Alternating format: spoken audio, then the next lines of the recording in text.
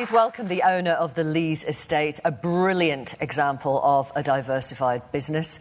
Ladies and gentlemen, Lady Sondes. Good afternoon. As was suggested in the video, we were absolutely on our knees at Lees Court after my husband's death. Having been widowed after just 6.5 weeks of marriage to my first husband, I was living my greatest fear. Legal battles were raging. We had difficulty meeting the payroll. The solicitors who had represented my husband's family for over 300 years, amongst others, thought I was totally unsuitable to take on Lees Court and did absolutely everything they could to prevent it, irrespective of it being my husband's wish. Then and now, the only way forward was to see Lees Court, one spanning 85,000 acres, secure and flourish. With no depth of knowledge or experience in any area, my principal role is to create or facilitate new ideas and opportunities. I believe our greatest strength is our diversification. Led by Rodri, I found that once you have a stable team that is alive to new ideas and believe in the ability to deliver them, it becomes easier to build on. We've expanded to 7 enterprises. However, not all are even intended to be profitable. The whole is greater than the parts. And I believe we have created for me a paradise. I'd like to rifle through 6 of them and then focus on the opportunities of non-food crops. We start with archaeology. After years of consulting the Kent Archaeological Society concerning existing features at Lees Court, becoming a patron, I was approached to embark on a project which will cover the entire estate, may become the largest of its kind, and will run in excess of 15 years. It's a little hard to get my head around finding an object from 250,000 years BC, which would have been made by a Neanderthal man, in my backyard. It does put in perspective my husband's family's brief 700-year-old history. The experience of working with archaeologists was entirely different than I anticipated. This is community-based archaeology. We are exploring, discovering, educating. It is not commercial archaeology. And I would urge anyone who has this opportunity to seize it. Learn. This has been certainly the most personally satisfying. We have welcomed many groups to Lees Court, and these would include those with disabilities, disadvantaged, schools, universities, literally hundreds of farmers and others curious about our work, and now, in addition, masses more archaeological volunteers. Maritime. What a surprise, this very unusual ownership of the Swale Estuary and Faversham creeks. It is all mud. All 4,200 acres fall below the mean high water mark. For centuries, the estate has had little involvement in this area.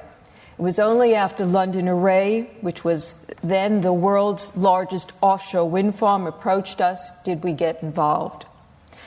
Not knowing what this kind of mud would look like, spent a day with our local fisherman, Blue Walpole.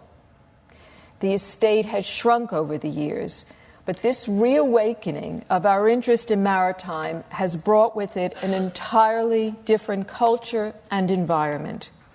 We have enjoyed everything from the rarest of habitats for migrating waders, hand-picked, Michelin-acclaimed oysters, fishing, wildfowling, dealing with moorings, and the prospect of more commercial opportunity with the rejuvenation of the creek in the heart of Faversham. Shooting. As a former New Yorker, this was bound to be the greatest challenge. Adding to my own lack of experience was the dramatic cutback in scale due to my husband's health, and then was left with one untested keeper. I had always intended to keep the shoot for the extended community, protect the traditions that had evolved over literally centuries, as well as wanting the conservation benefits. We are now a commercial shoot while respecting the same personal style that we had enjoyed in my husband's lifetime. 2000, we entered a 5-year PhD project with the Game Conservancy, which provided many interesting findings. But none are more relevant than the scientific conclusion that even with a substantial number of birds, you can still deliver significant conservation benefits. 2013, we won bronze in the Purdy Awards. I passionately hope to see the role of responsible game shooting not only secure, but deservedly respected as a key component of environmental enhancement. My tortoises. You've only seen a handful of tortoises in the video. About 5 years ago, we decided to breed them to create a small business. We now have 138 tortoises in residence. Again, the message: with land management, you can indulge whatever your personal passion. And the way it's put today is #FindYourOwnTortoise. Lastly is woodland. We've been very proactive in recent years, and due to our reputation, we were approached by Dr. David Hurling to support progressive research to bring back disease-resistant elm to Britain. We started with an initial trial site and organized and hosted an international conference at Lees Court. This has expanded to a network of trials throughout the UK, and given our partners, we feel optimistic that the elm will once again grace our landscape. Now, non-food crops, never more important than today. As has been said, farmers face difficult challenges of meeting increasing demands on our land, increasing food production, while reducing our carbon footprint. We are public enemy number one for climate activists. I believe these crops can help these challenge and create new opportunities. Farmers want to farm. Behind me are some of our crops that we have used in the 4 key areas. That would be pharmaceutical, nutraceutical, biofuels, and industrial. Although we're capable of producing high yields and have regularly been on top of the Stratton Parker wheat yield tables, we started to look at new opportunities for additional income.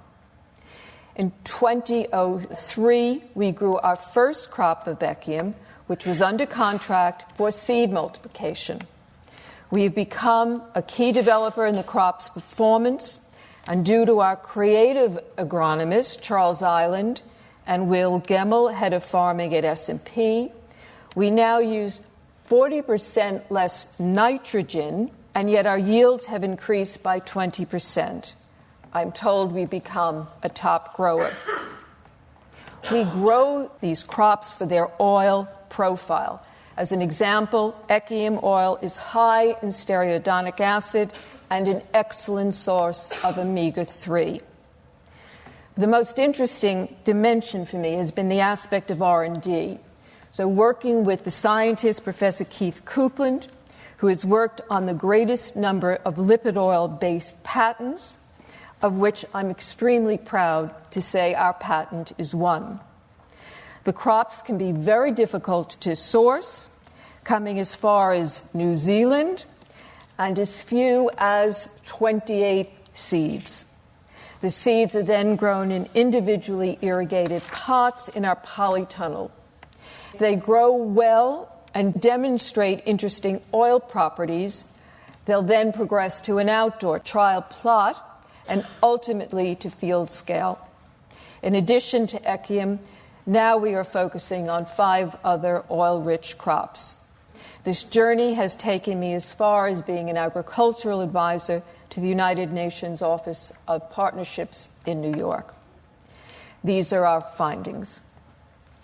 Triple bottom line accounting could not be more relevant. There are economic, environmental, and social reasons for growing them. Despite the benefits, there are still only few contracts available. It is likely to remain a niche market. However, that is not the case for bioplastics.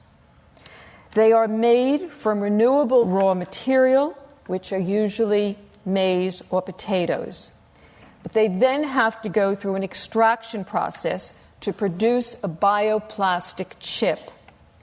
According to the latest government statistics, albeit from 2017, the plastics market is worth over £25 billion, is the third largest industry in the UK, of which bioplastic is less than 1%.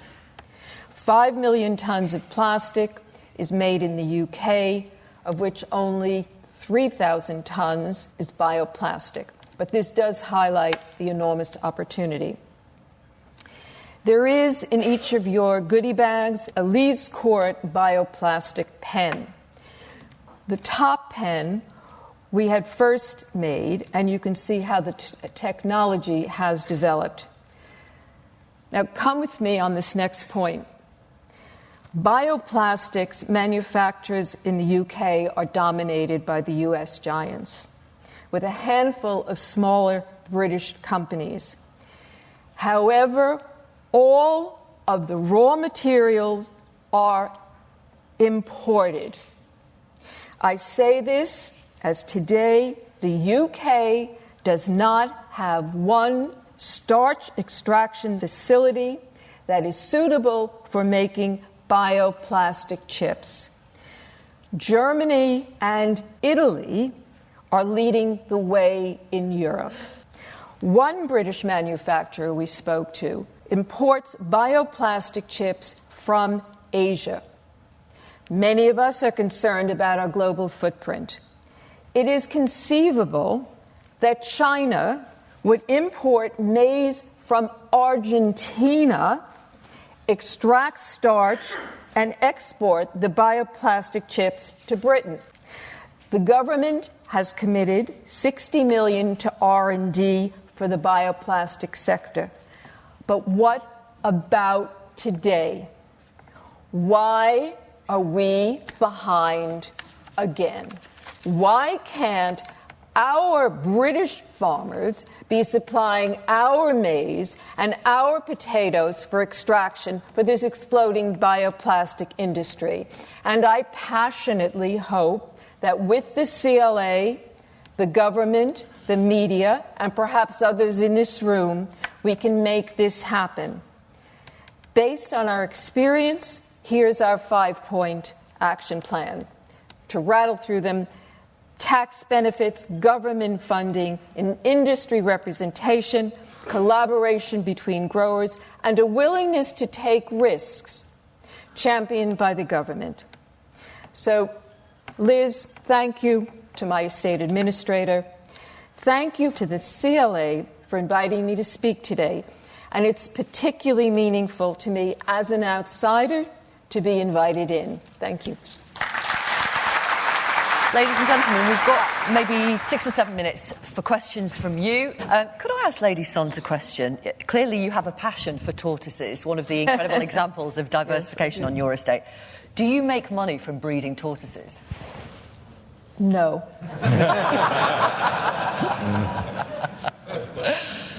You just do it because you love it? No, we particularly made a small business. You get very attached. I know it's hard to imagine getting attached to 100 and some 38, but yeah. So we haven't, to be perfectly honest, we haven't made every effort to move them on. We could. I'd like to think, Victoria, we do better at other businesses than we do at tortoise breeding. It wouldn't be a fair way of saying, is that a viable business? Because we just. Thank you for your honesty. Thank you for your honesty. Right, we've got time for one more question. Yes. Sebastian Anstruther by Lavington Estate. My daughter's just starting to come into the business now.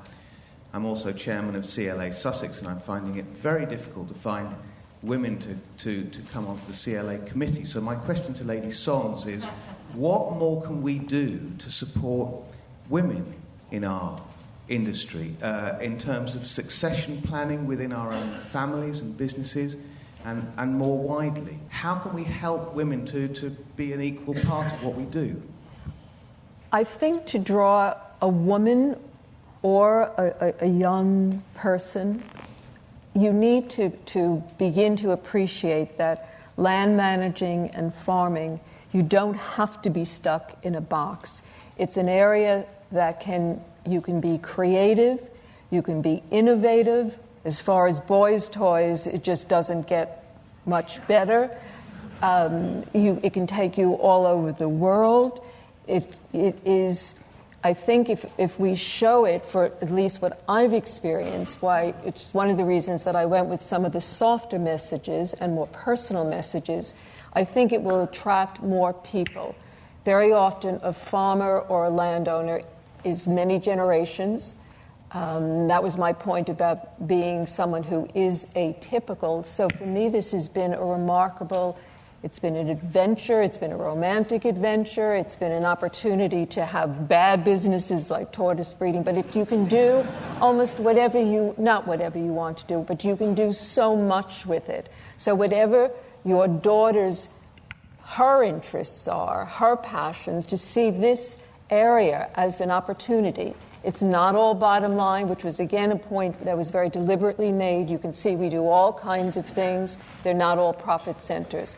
But I think that's in part the first message is for us all to experience and to see what land management can be. So someone like your daughter would welcome it. I'm certainly personally very happy to chat with her, but I think in a broader picture, that really is the nub of what my personal experience and message would be.